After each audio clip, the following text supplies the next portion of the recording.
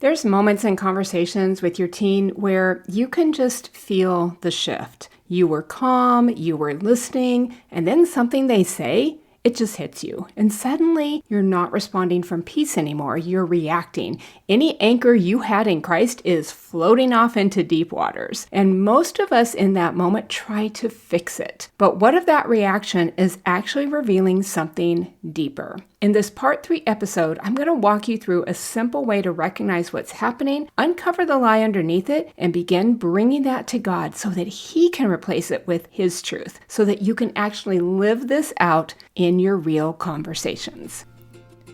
Do you long to build lasting connections with your teenager and have conversations that build trust instead of conflict? Welcome to Connect with Your Teens. I'm Terry, a mom, tutu, which is Hawaiian for grandma, and communication coach who went from feeling dismissed and shut out by my teens to becoming a valued and trusted person in their lives. I help moms like you reconnect, speak in ways that invite peace, and create conflict-free conversations, all guided by grace and anchored in God's love. Grab a latte or a favorite cup of tea, and let's get into the heart of it.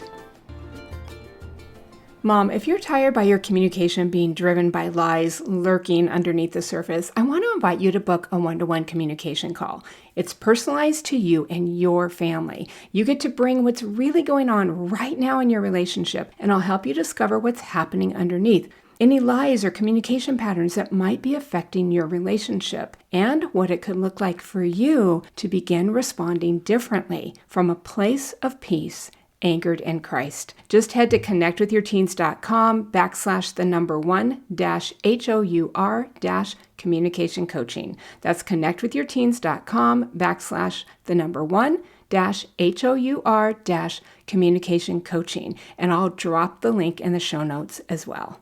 Hey Mom, welcome back to the Connect with Your Teens podcast.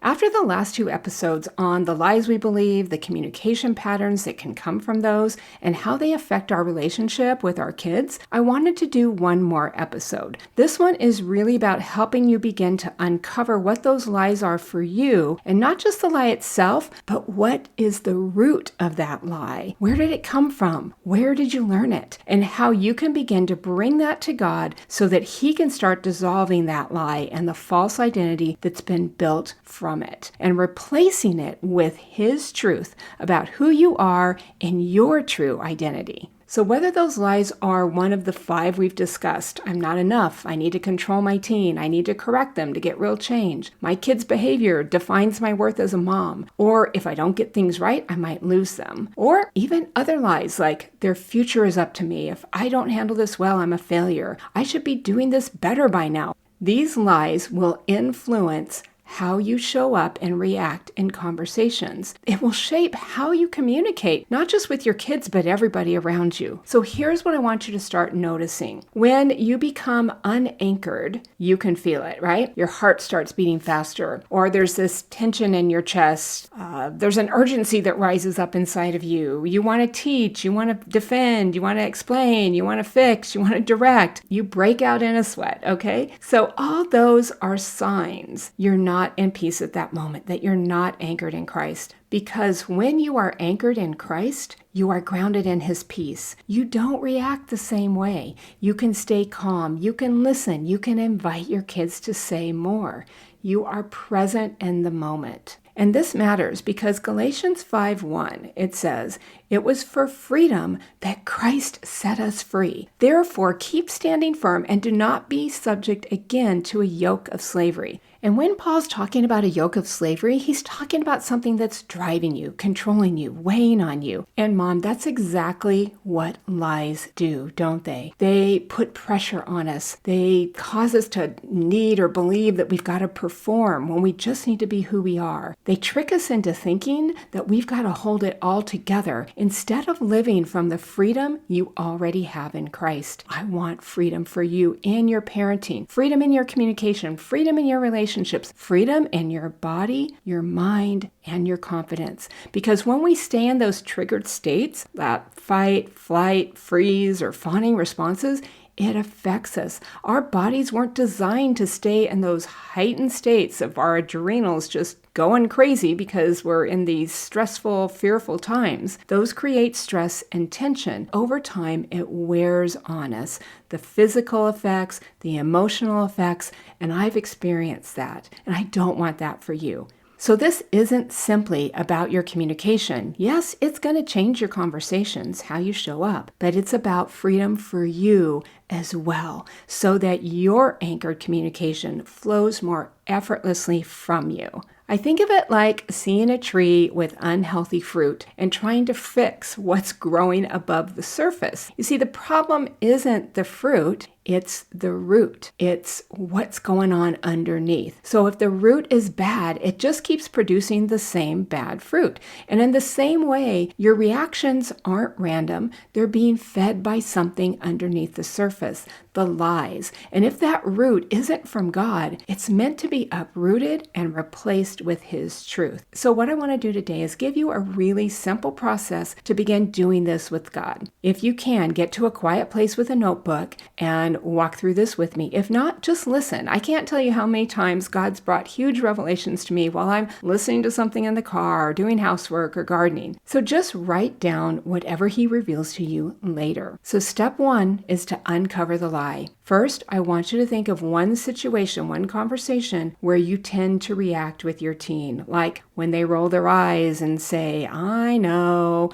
and you feel that frustration rise up in you, right? And you immediately think, "I have got to correct them and tell them how disrespectful they're being to me." Or when you're trying to talk to them and they shut down and go back to their phone, and you feel that panic rise up, like, they don't care about what I have to say and I'm losing them. I need to fix this right now. That moment right there, that reaction, that's where you want to start. Let that come to your mind and then ask yourself, what am I worried about or afraid will happen if I don't say something or fix something right now? Again, it's what am I worried about or afraid will happen if I don't say or fix something right now? The answer to that question is going to begin to uncover the lie. And if you need to, pause right now, write it down, and come back and listen. Step 2 is to discover the root. So what you'll do here is you'll bring what came to you, what belief you're having, what lie you're believing. And say, for example, "God, I believe that if I don't correct my teen right now, they're going to keep disrespecting me. And then I'll lose my influence as their mom." Or maybe it's something like, "God, I believe that if I don't fix this right now, they're going to keep shutting me out. I need to put in some boundaries on that phone. I need to fix this problem, or I'm going to lose connection with them." Just bring that to Him. Be honest about whatever that is, okay? Then bring that to God and say, "God, I'm afraid that if I don't correct them right now, they're going to keep disrespecting me." And simply ask this: where did I learn this, Lord? This fear that if I don't correct my kids right now, they're going to keep their behavior going. I've got to stop it. Where did I learn this? And just listen. Okay, this is listening prayer. You're letting Him bring something to your mind. Maybe it's a word or a sense of something or a picture or even a memory. Whatever it is, just listen. Don't overthink it or judge it. Remember, Holy Spirit was sent to guide you into all truth. Just bring that thing to Him and ask Him, where did I learn this? And then step 3 is we're going to begin dissolving this with God. So you ask, "God, what do you want me to know about this? What are you showing me? What are you speaking to me? What are you bringing to my mind about this situation, this memory, this lie that I believe?" And just be open to whatever it is He wants to share with you about it, because He wants to give you His mind on the matter. He wants to give you His perspective so that you can know His truth. And as you just sit with Him, He'll begin to bring His truth to you in a way that you can receive it, because He's created you. He knows you intimately. He knows what you think. He knows how you are, your personality, how He created you, right? And then just write down whatever comes to mind. Let Him replace the lie that you walked in with His truth. So as an example, I just want to share what this looked like for me. My son Austin played on a basketball game, and he got real upset one time with his coach and criticized him on the court for a decision he was making about a play. Now, Austin's a fairly calm, quietish kid compared to myself and his sisters, until something really, really gets to him repeatedly. Then he gets loud and he gets very honest. In that moment that was very public, I kind of cringed inside. I got embarrassed. I was sweating. I immediately started looking around at other parents' reactions, and I was afraid that how I was parenting my son around good sportsmanship was not good enough because of the way he was reacting on the court, and that I was being judged by other parents for his actions. Now, I needed to have a talk with him afterwards, which I did, and I was initially unanchored, upset because of, my embarrassment, and he was upset over the whole thing happening. So all my great listening skills took a hiatus, and we didn't get very far in that moment. But thankfully, by the time we went to get food, we drove home and kind of just had a little time to relax. I had some time to just talk to God about it. Basically, I brought that to him, that lie. I don't think I'm good enough as a parent. I'm not teaching him enough. And what God helped me realize is that I was presuming a lot about my son and his actions based on lies I believed about my parenting. In that process, he assured me of his love for Austin and his love for Austin's coach and for me. I was able to re-anchor before I sat down with him to listen and let him unpack what actually was happening on the court. Now, I think our whole family has this justice thing going on, and it's up to us to make sure that whatever we perceive as injustices are righted, and that's what was happening with Austin. He got to let it all out, process it with me, and then go back to his coach and share in a calm way his thoughts, take responsibility for his actions that weren't appropriate at the time, and make amends with his coach. Now, Mom, this kind of thing over sports happened with all of my kids at one time or another. And they were such valuable experiences, not just in learning to parent my kids better, but for me, learning to notice and be aware of what's going on in me when things are happening and what's driving me in ways that isn't healthy for me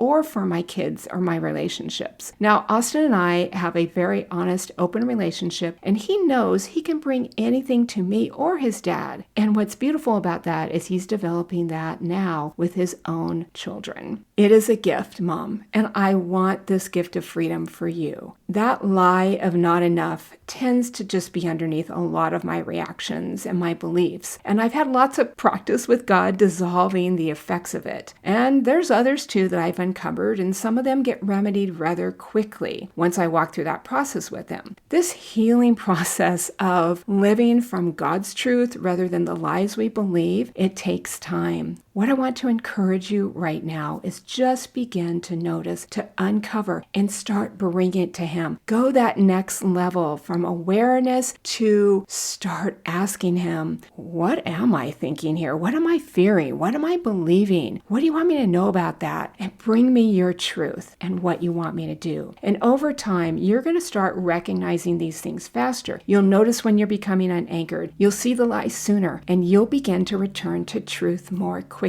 And that's where our freedom comes. All right, so if this episode had you thinking, okay, I can see this in me, and you're not quite sure what to do with it yet, that's exactly how I can support you. In a one-to-one communication call, we take what you're navigating right now and we gently walk through what's happening underneath the surface, the lies, the patterns, the communication, and what it could look like for you to respond differently from that place of peace, being anchored in Christ. So you're not just understanding this, you're actually living it out in your conversations. You can book your call at the link in the show notes. Also, just want to let you know our next free Connect with Your Teen support group is April 22nd at 10 a.m. Mountain Standard Time, and you'll find that link in the show notes. All right, let's pray. God, thank you for this mom. Thank you, Lord, that you are revealing to us the false things that we are believing, the lies that we're believing, some of which we've believed for a long time, and how it's affecting our communication, God. Would you help us to be brave and courageous and fearless in giving those to you and taking the time, sitting before you, just asking and allowing you to unravel those in our heart and our mind so that we can be free, we can be anchored, and we can create the connection and the trust with our kids that we long for. Thank you for this mom. Bless her and her family in your name. Amen. All right, it's Terry Lee, and as always, I'm rejoicing with Hope himself with you, and I'll see you next time on Connect with Your Teens. I hope this podcast inspired and encouraged you. And if so, would you share it with another mom who's praying for change in her relationships? And I'd be so blessed if you take 30 seconds to leave a 5-star review on Apple Podcasts. Your review helps more moms find hope and the encouragement they've been searching for. I'd love to connect with you. Come join my Facebook group at facebook.com/groups/connectwithyourteens. You don't have to figure this out alone. There's real support waiting for you inside. From one mom who used to walk on eggshells, I see you, and I'm cheering you on. Remember, God loves, adores, and delights in you, and you are the best mom for your kids.